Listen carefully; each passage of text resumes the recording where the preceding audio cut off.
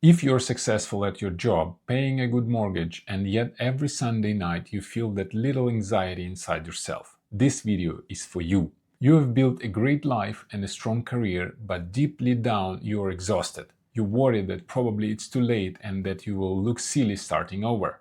What if I told you that the very people you want ultimately to impress, the hiring managers, are actually waiting for you to get out of your own way? They are not looking for perfection. They are looking for you to start acting now. Hi everyone, my name is Peter Fetisov. I'm a career and a well-being coach here in Ireland, and my life purpose is to help people rediscover their true selves and live a happier life. The sacred weight you carry. Let's be honest, you are used to being the expert. You're used to having answers. And when it comes to your own life, though, it feels like constant juggling. You are mentally exhausted and you've been paralyzed for months and maybe even years by the idea of a career change.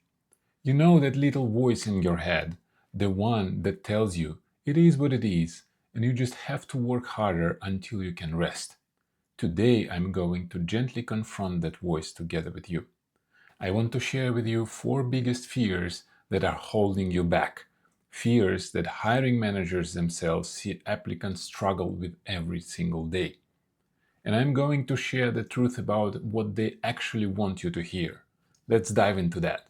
Myth number 1: overqualification. Let's tackle the most common fear first. If you're in your 30s or 40s, looking at the job descriptions and thinking, I'm too old to start over. They think I don't fit in with a younger team and I'm too expensive. Let's acknowledge this honestly. You are not imagining the perception of bias. Surveys confirm that a huge percentage of mid-career job seekers feel their age is a barrier. It's real and it's discouraging. But here is the gentle shift in perspective the potential hiring manager wants you to embrace. Your experience is a hedge against risk.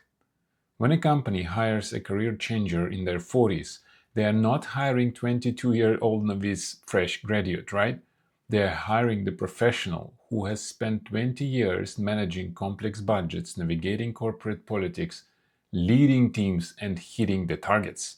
Here is the hiring manager's truth. We look at the risk-reward ratio here.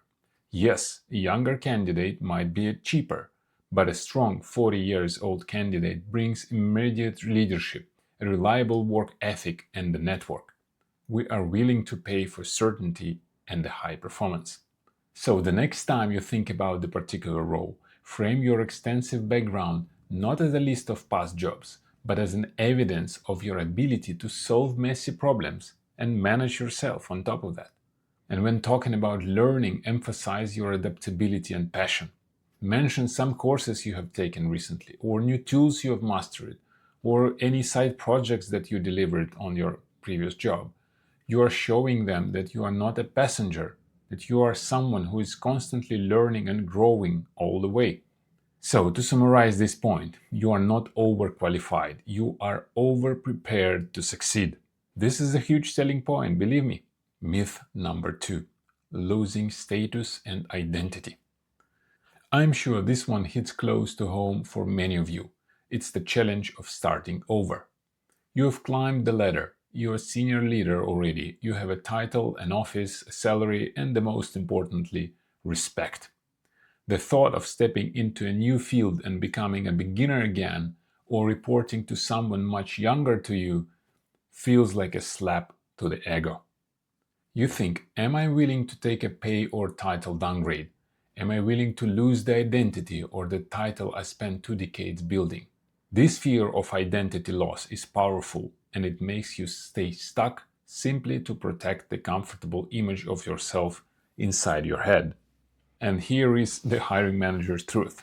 When we hire a career changer, we are betting on your ability to lead, influence, and think strategically. Skills that don't disappear when you change fields.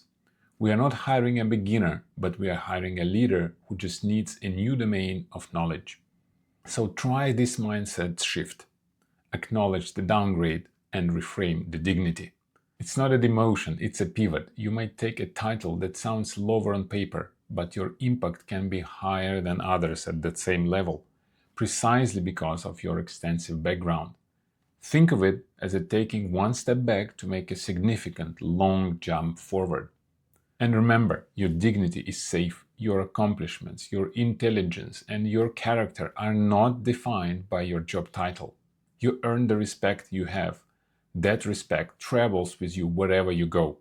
If you need to be the newbie for a while, view it as a thrilling learning opportunity, not a demotion. You are bringing the mindset of an executive to an entry-level position. This is a superpower. Myth number 3. Self-doubt and inner critic. Now let's talk about the relentless internal struggle that many of us carry deeply inside during the whole career. The strong saboteur voice running around in your head. Who am I to apply for this job? You are afraid of being exposed as incompetent, and this often manifests as a form of self-punishment and criticism.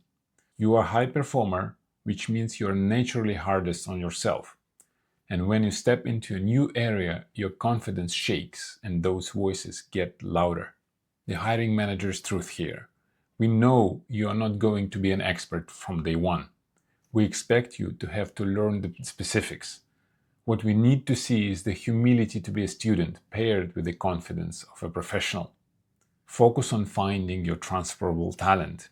If you're a great leader in IT, for example, you're a master of process, managing complex stakeholders and crisis situations. If you're an HR executive, for example, you are a master of empathy, at conflict resolution and understanding human motivation. These are universal, invaluable skills.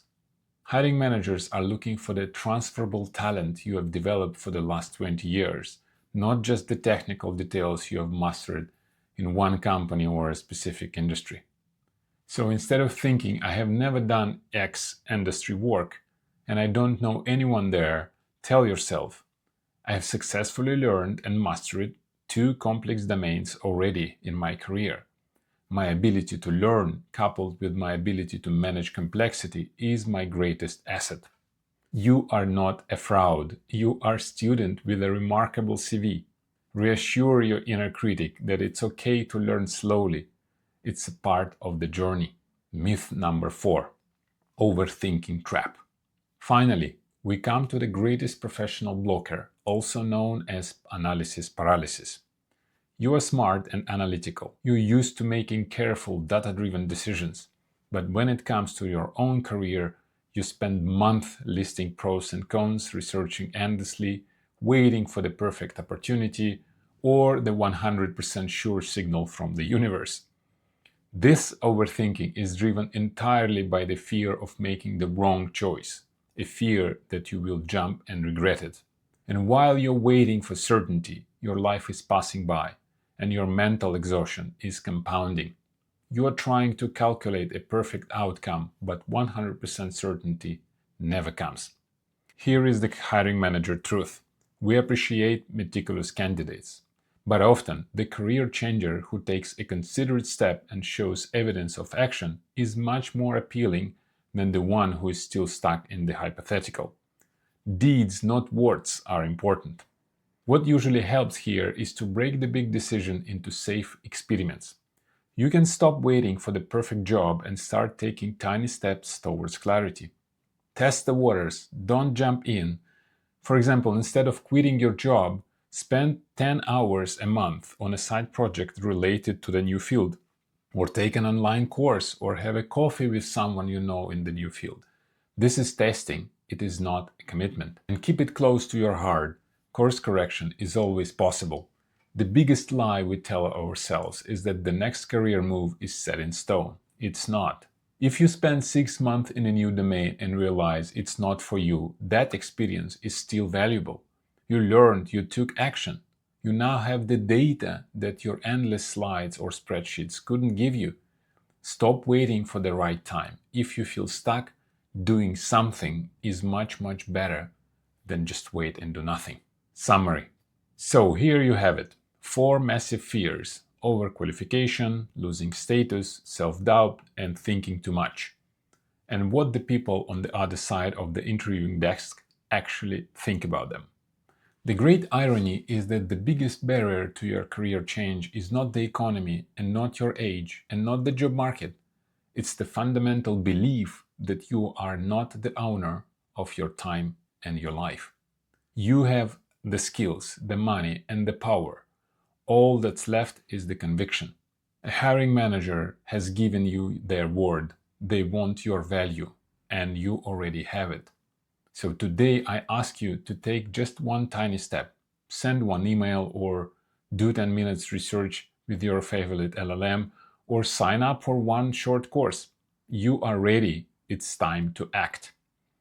If you found this helpful, hit the subscribe button. It will help you to stay motivated and get more support along the way. And by the way, check out my recent video here about job search and the biggest mistake everyone makes. Thank you for watching and see you in the next one.